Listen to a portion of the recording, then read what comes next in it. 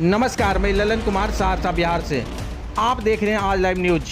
सहरसा में जुम्मे की नमाज के बाद गूंजे हिंदुस्तान जिंदाबाद के नारे। मुस्लिम समाज ने सेना के लिए मांगी फतह की दुआ। आपको बता दें कि बिहार के सहरसा जिले से देशभक्ति की मिसाल पेश करने वाली तस्वीरें सामने आई है।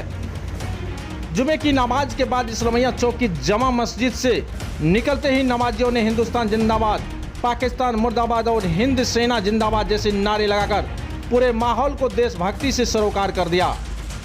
इस्लामिया चौक स्थित जामा मस्जिद में हर शुक्रवार की तरह इस बार भी जुम्मे की नमाज अदा की गई, लेकिन इस बार नमाज के बाद का दृश्य कुछ अलग था।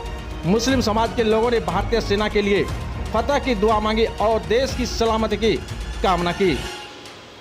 वही मोहम्मद मोहिउद्दीन ने कहा कि सामाजिक कार्यकर्ता जुम्मे की नमाज इस्लाम में बहुत अहम मानी जाती है। इसे मिनी ईद जैसा दर्जा दिया गया है।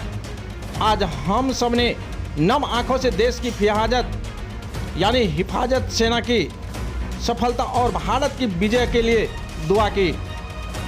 मोहिउद्दीन ने कहा कि भारत सिर्फ एक धर्म का नहीं बल्कि सभी धर्मों का देश है। जब भी देश पर संकट आता है तो हर मजहब के लोग एकजुट होकर देश की रक्षा के लिए आगे आते हैं। नमाजियों ने पाकिस्तान की नापाक हरकतों की कड़ी निंदा की और भारत की विजय की दुआ की। इस्लामिया चौक की मस्जिद से गूंजे देशभक्ति के नारों ने यह साफ कर दिया कि वतन की मोहब्बत हर मजहब से ऊपर है। सुनिए क्या कुछ मोहिउद्दीन कह रहे हैं।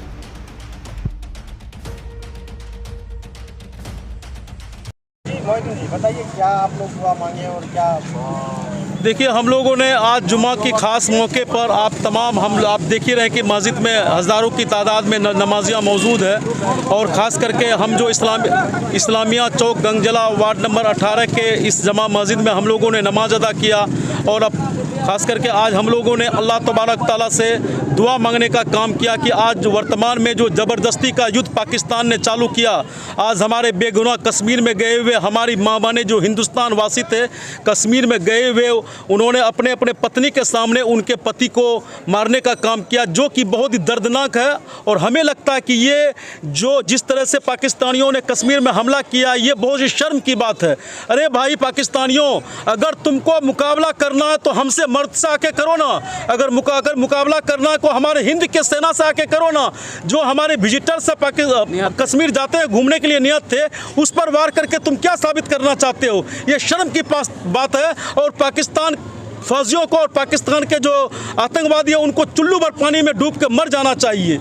इसके हम लोगों ने आज दुआ मांगा कि हमारे हिंदुस्तान और हमारे मुल्क जो हिंदुस्तान है और जो पाकिस्तान से युद्ध चल रहा है, उसमें हमारे मुल्क हिंदुस्तान का फतेह हो। और निश्चित रूप से जिस तरह से आप तो जानते हैं, जिस तरह सोफिया कुरैशी और एक जो हमारी और बहन है जो एयरफोर्स में है, जब आप समझ सकते हैं कि हमारी जो माँ बहनें हैं उन्होंने पाकिस्तान को मजा चखाने का काम किया। अगर हमारे भाइयाँ उसके पीछे चले जाएंगे तो पाकिस्तान का क्या हाल होगा, ये सोचने वाली बात होगी।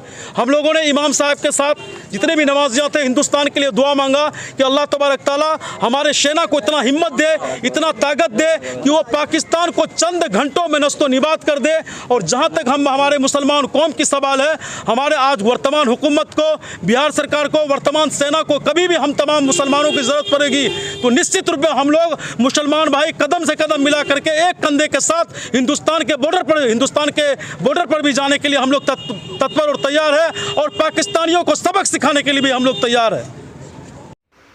जी हाँ, आपने सुना कि सहरसा में जुम्मे की नमाज के बाद गूंजे हिंदुस्तान जिंदाबाद के नारे। मुस्लिम समाज ने सेना के लिए मांगी फतह की दुआ।